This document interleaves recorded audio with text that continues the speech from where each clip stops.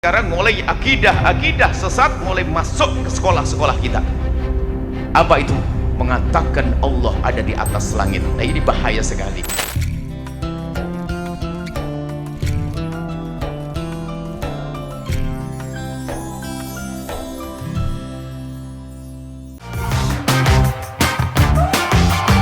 Ini yang bikin bangga bersarung mangga.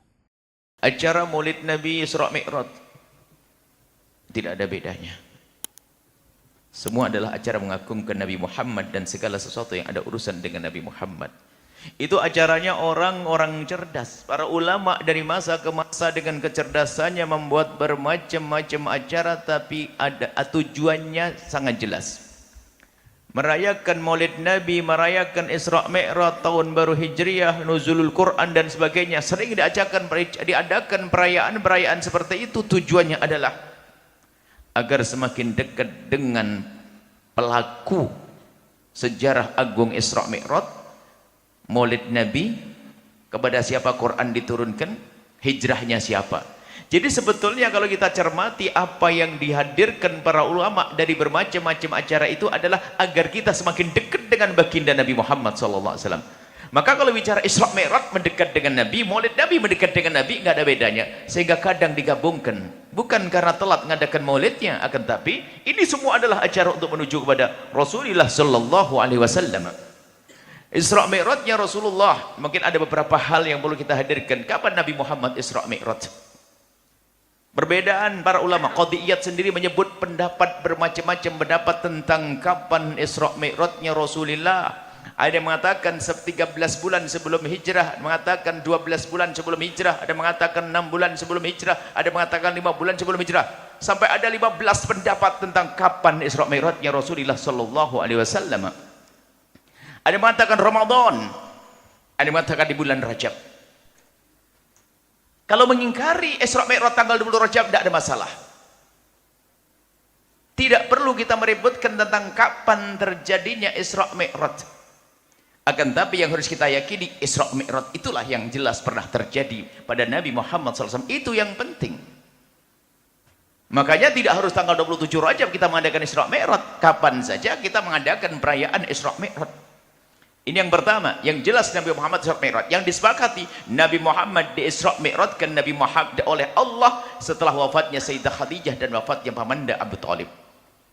Setelah pulang dari Taif, lalu Nabi di Isra Mi'raj kan. Kemudian ada, ini penting sekali, masalah keimanan, karena Isra Mi'raj ini adalah urusan keimanan. Jadi yang dibangun di sini iman, keimanan kepada Allah. Maka perlu diketahui ada fitnah akidah. Sebelum kita bicara tentang hikmah di balik Isra Mi'raj, ada fitnah akidah di balik Isra Mi'raj. Kita punya keyakinan bahwasanya Allah Subhanahu wa taala dalam kisah Isra Mi'raj itu Allah berbicara dengan Nabi Muhammad. Nah, inilah di sini biasanya tempat keplesetnya sebagian hamba Allah, atau memang ada sebagian orang yang memang akidahnya sesat mencoba menjerumuskan orang melalui kisah Isra Mi'raj. Dalam kisah Isra Mi'raj itu Nabi Muhammad diperjalankan Allah dari Masjidil Haram ke Masjidil Aqsa, kemudian naik ke atas langit ketujuh, Sidratul Muntaha, kemudian setelah itu di atas langit ketujuh, kemudian ada sebuah tempat yang hanya Allah dan Rasulullah yang tahu. Di tempat itu baginda Nabi Muhammad diajak bicara langsung oleh Allah. Diajak bicara langsung oleh Allah. Dan perbincangannya hanya Allah dan Rasulnya yang tahu. Yang jelas setelah itu ada hadiah untuk kita sholat 5 waktu. Pertama, sholat 5 waktu.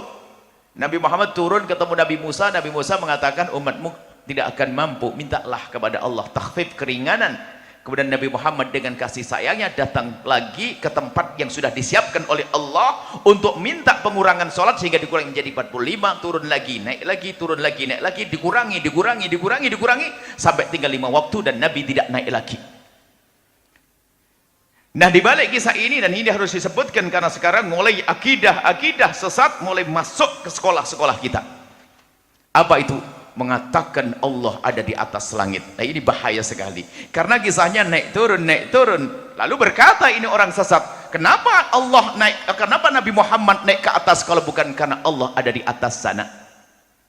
Seharusnya ini tidak disebutkan di majelis semacam ini, akan tapi di sekolah-sekolah sekarang sudah diajarkan. Dikit-dikit ditanya Allah di mana, Allah di mana. Ketahuilah bahwa Allah ada, tidak butuh mana-mana, karena mana-mana adalah Allah yang menciptakan.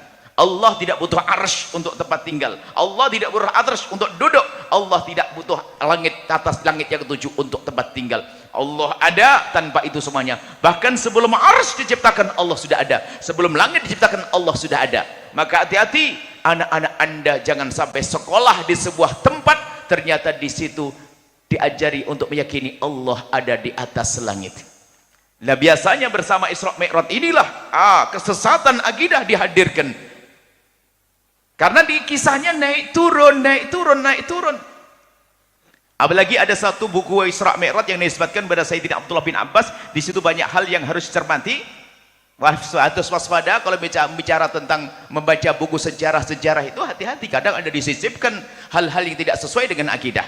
Lalu bagaimana kita menjelaskan tentang naik turunnya Nabi Muhammad yang pernah diajak bicara oleh Allah secara langsung? Bukan hanya Nabi Muhammad, ada lagi Nabi yang disebutkan dalam Al-Quran adalah wa kallamallahu Musa taklima.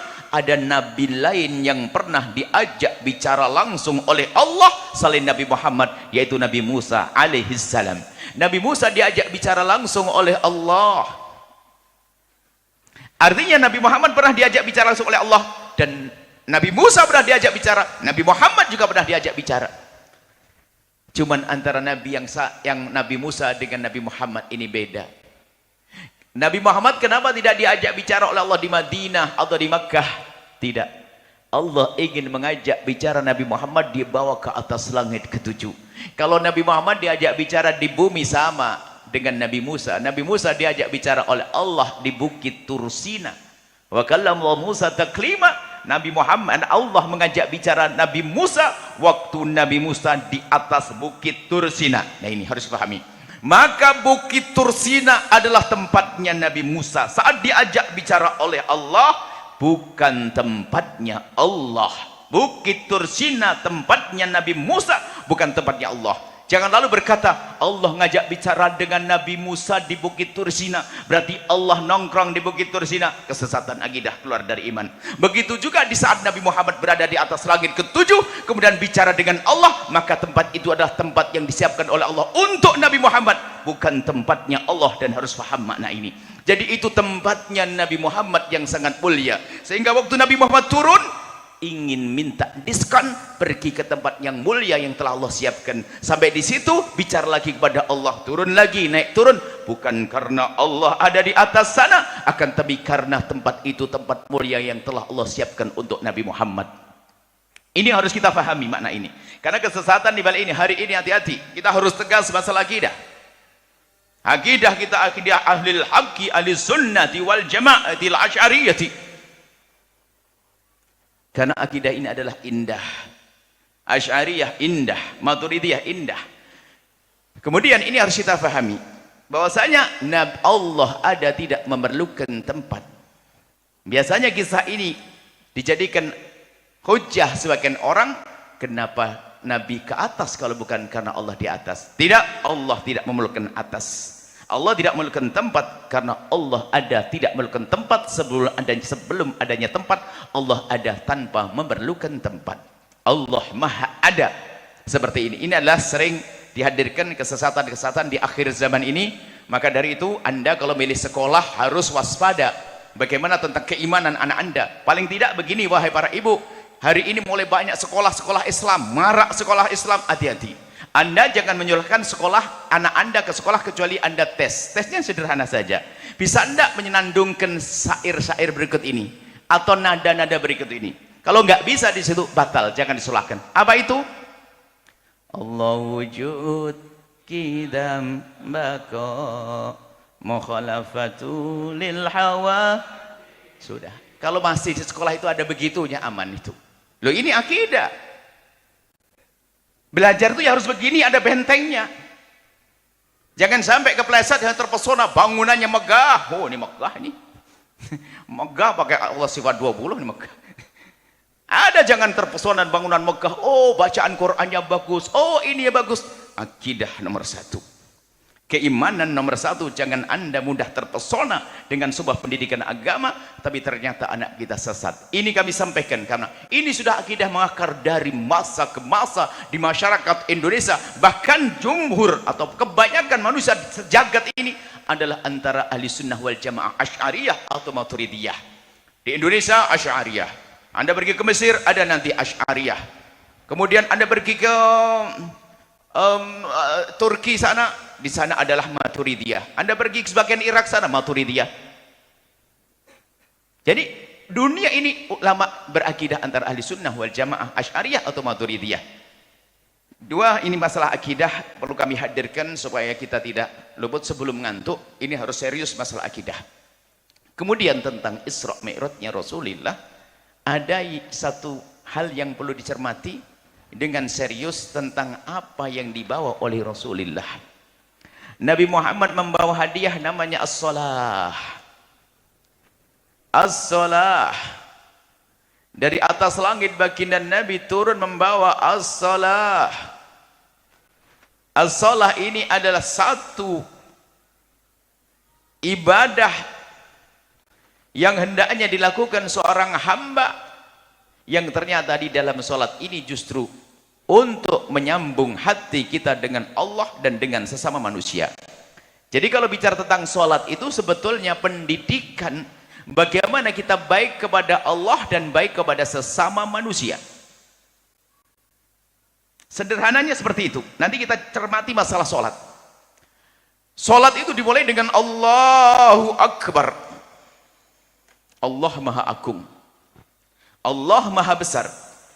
Dan seorang hamba kalau lagi sholat harus khusyuk menghadap ke satu arah, nggak boleh tolah dan toleh, nggak boleh melakukan gerakan-gerakan kecuali yang diperintahkan seperti sujud rukuk. Dan memang spesial ini ibadah yang tidak sama dengan yang lainnya, menghadap ke arah kiblat yang sudah Allah perintahkan khusus, tidak toleh, tidak tolah-toleh. Ternyata di dalam pendidikan waktu kita melakukan sholat menghadap kepada Allah dengan khusus ini, ternyata justru itu pendidikan agar kita sadar bahwasanya kita punya urusan dengan manusia. Kita lihat dari awalnya dengan Allahu Akbar, pungkasannya adalah, sederhananya adalah, pungkasan sholat adalah bunyinya Assalamualaikum. Kita akan ambil di sini saja. Kalau bicara tentang hikmah Isra Mi'raj luas, berbulan-bulan nggak akan selesai kita bincangkan. Tapi kita ambil di awal kita Allahu Akbar, kenalilah Allah. Kemudian setelah kita keluar dari sholat, ternyata yang kita baca bukan zikir la ilaha illallah atau subhanallah atau la haula wala quwata illa billah. Ternyata yang kita hadirkan di saat kita mengakhiri sholat adalah assalamualaikum. Anda harus paham makna itu. Assalamualaikum artinya Anda memanjatkan doa kepada Allah untuk semua manusia yang berada di belahan bumi bagian kanan kita. Assalamualaikum. Ya Allah, berikan kebaikan, kedamaian, kesejahteraan, ketentraman kepada mereka hamba-Mu yang ada di belahan bumi sana ya Allah. Kemudian assalamualaikum, begitu maknanya apa? Kalau Allahu Akbarmu benar, maka assalamualaikummu harus benar.